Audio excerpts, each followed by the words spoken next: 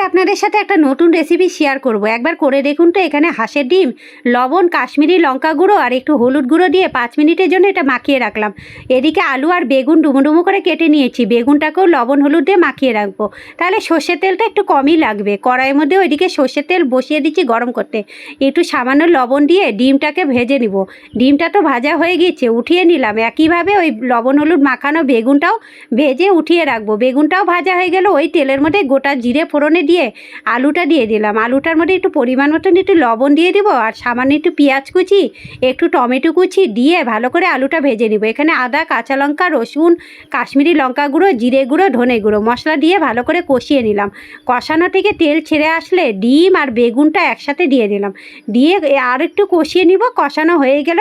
এরপরে গরম জল দিয়ে দিব পরিমাণ মতন আর স্বাদের জন্য সামান্য একটু চিনি আর একটু গরম মশলা গুঁড়ো দিয়ে ঢাকা দিয়ে দিলাম। গরম ভাত দিয়ে ডিম খাসি খেয়ে দেখুন।